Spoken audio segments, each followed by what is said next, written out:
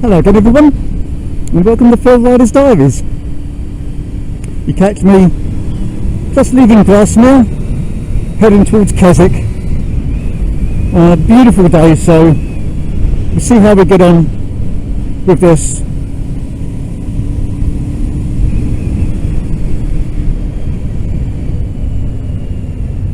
This is the 591. It's like the backbone of the Lake District. It runs up pretty much from Kendal right the way to Keswick, actually beyond Keswick to a place called Bothell, which is a very nice but fairly unremarkable village right in the northern part of Cumbria.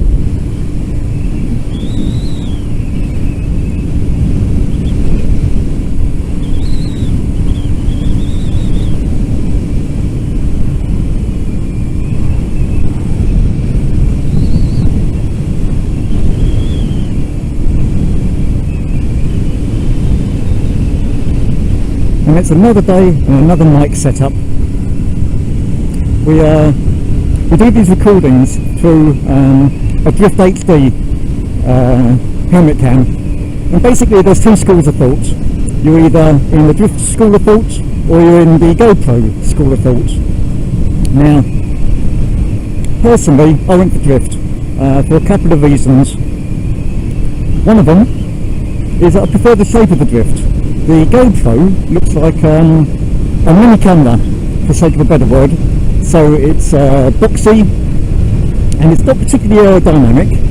And if I wanted something stuck on the side of my head, I wanted something that was a little bit more discreet. And the other thing about the GoPro is that it's one of these recognised brands now, like an iPod. People know exactly what it is at first glance.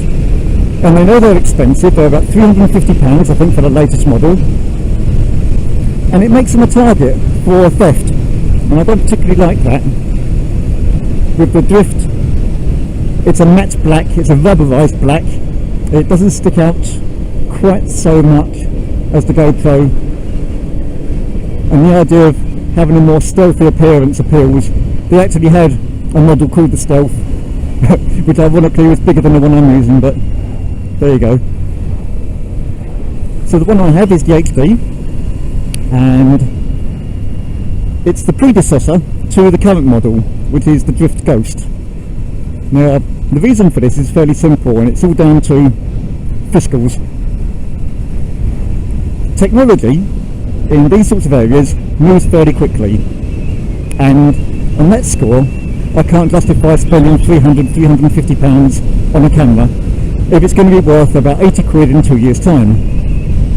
So I take it from the other tack. I buy a 2-year-old camera, which is going to be marginally worse than the current offering, but I saved myself 220 quid. So that's exactly what I did.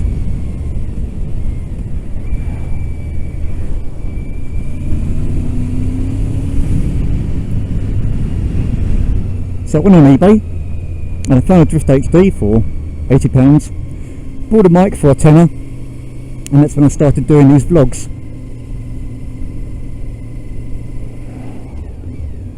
And then what you have is a load of fine tuning, best mic position, the best mic to buy, the best sound diffuser for the mic, whereabouts inside your helmet that you put it. So hopefully I've got the setup I want now. Back to the lakes, we've got Grasmere to my left. Grasmere is actually a reservoir.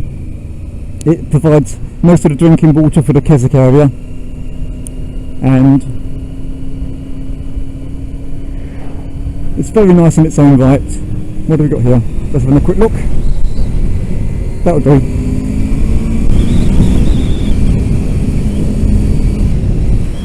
Where is the signal though?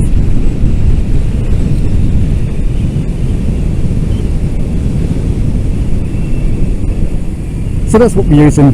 Drift HD with a Drift mic, and we put it inside a nitro crash helmet. Now, certainly when I was riding last, all the big makes were Shoei, Arai, Shark, HTC. But since coming back, I noticed there's a whole load of cheaper makes around. Now, they say you pay your money and you take your choice, which is fine. I've always kind of budgeted for a £200 crash helmet. I simply don't have £400 for an ally, but I don't want to put my head in a £30 lid either. So, line off. This was round about the £200 mark, and it's a nitro carbon, so it's a full carbon helmet, which makes it particularly light. It weighs in at about 1100 grams, just over the kilo, give or take 100 grams, 50 grams maybe. And for the best part, it does okay. But there's a lot of wind noise, and I'm not so happy about that. Whether it's to do with the skirt that sits at the bottom of a crash helmet, this normally acts as a buffer to stop wind coming up into this open area in front of my eyes.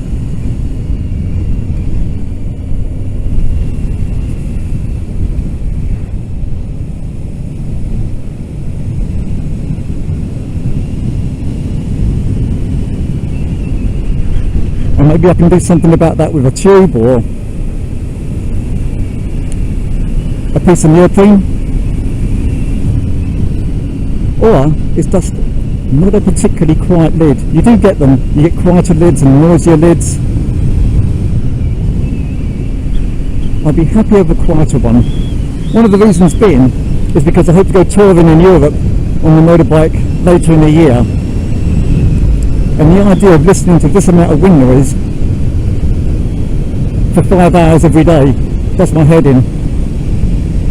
The other thing it could be is the riding position of the motorcycle. If I tuck down, you'll hear a difference in wind noise. At the moment, because of the plastic screen at the front, the wind hits me pretty much at the top of the chest in line with the shoulders. If I tuck down, I can feel the wind on my shoulders and on the top of my head. Well, you can buy wind deflectors that will fit on the front of the windscreen, and they may help. So there's a certain amount of tuning that I have to do to the bike, to the rider, to the equipment, and hopefully we get something closer to what we want.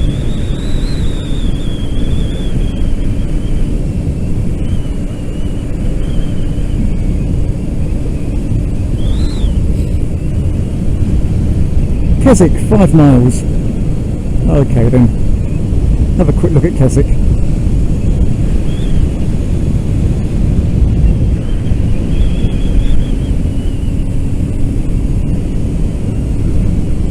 Right, so we've got a bus in front of us, and what looks like a dual carriageway sign. There we are. And it'd be nice to get past the bus.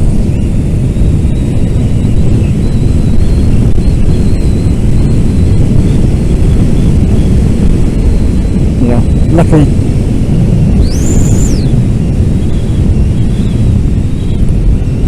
Lucky positioning to have a dual carriageway. You don't get them very often up here. Most of the time it's single lane.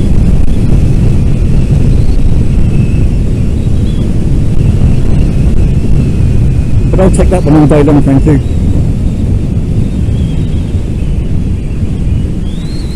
And back down the speed limits.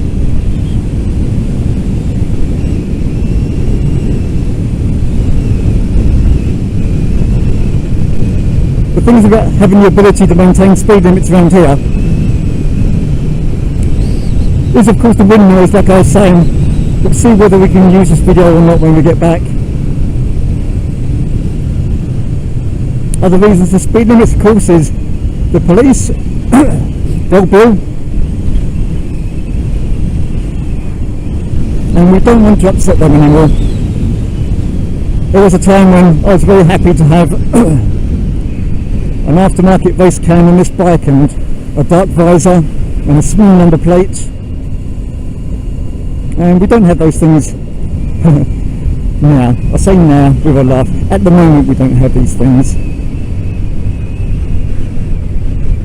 Police have clamped down a lot in recent years with regard to modifications to motorcycles, and the slightest provocation, I don't know, a little bit over the speed limit, bang, you're pulled over, you're going a bit faster, want your son? Yeah, sorry officer.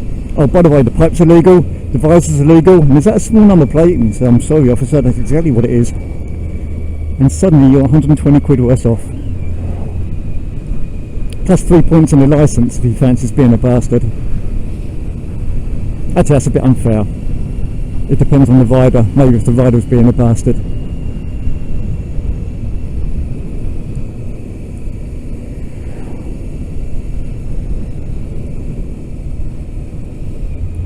Nice to see we've still got a little dusting of snow on the top of the mountains. For no other reason that it looks nice.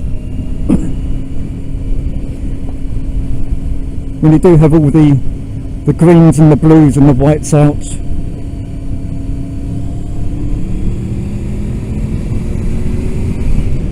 It is a particularly picturesque place.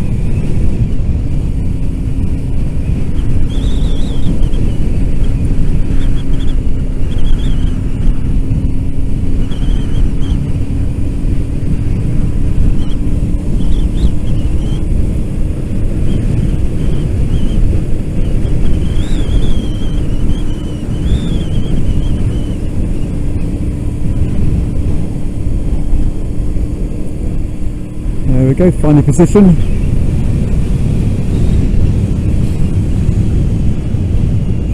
And this is a drop down into Keswick.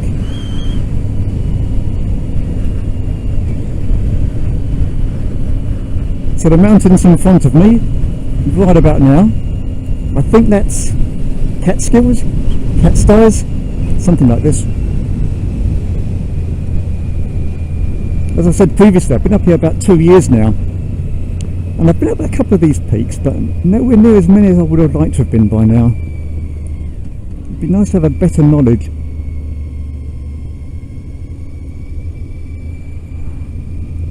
Who knows, as one of the Phil Rider entries, I might even do it on a push bike. Obviously there's many places I can't get to on a road motorcycle, but on a mountain bike that's different.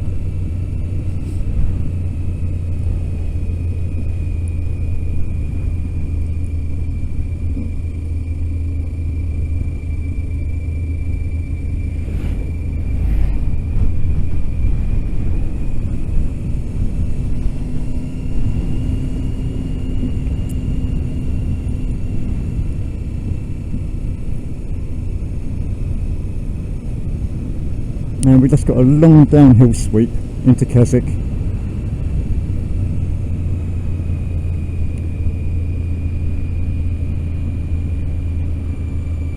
Keswick, I'd say, is the other town, the other one of the big three. You've got Windermere, Coniston and Keswick.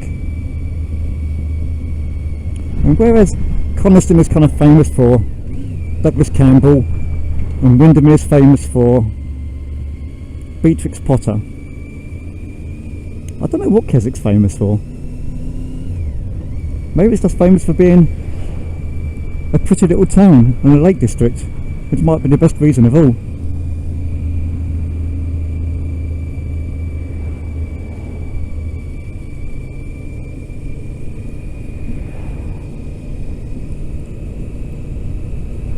We tend to do a lot of deliveries around here too. It is a nice place, I do like it. Couldn't afford it when I first moved up here.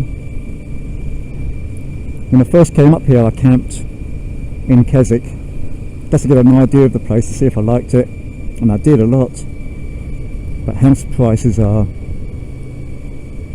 not through the roof, but still very, very high. When you consider that the average house price across the country is £250,000, and in Cumbria that goes down to about £160,000, which means in the southeast it might be £350,000 to kind of like level things off.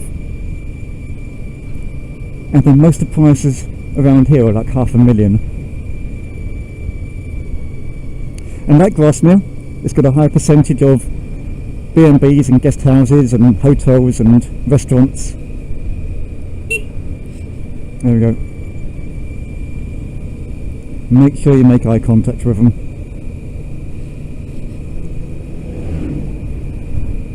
If you can't see their eyes, assume that they haven't seen you.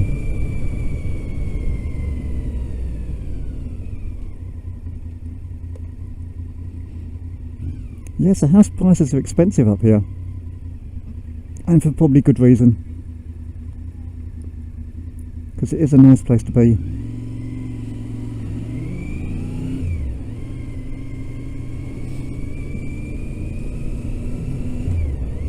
Oh, I know why it's so popular here. Of course, it's the Pencil Museum. That's why. Silly me, where was my thinking? I forgot about the Pencil Museum.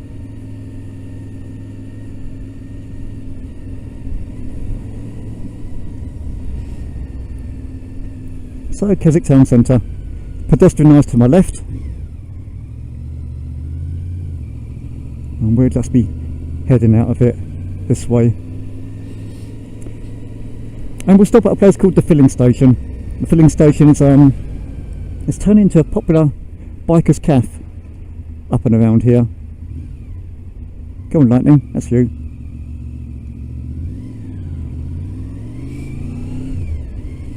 And the filling station, because I presume it used to be a filling station, a petrol station, but we'll see.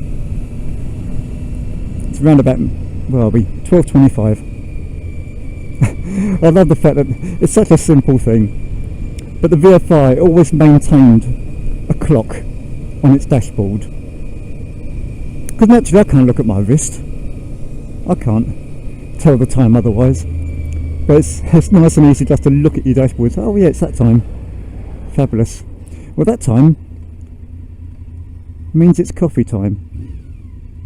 Oh, there we go. Do it in style.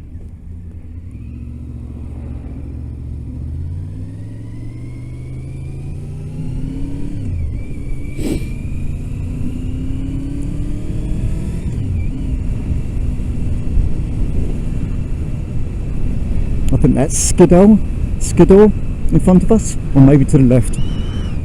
Another one of the higher peaks around here.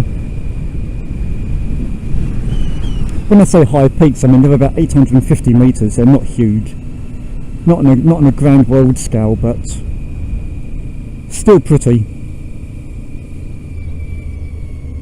There we are, the filling station cafe. I think that will do me. Superb.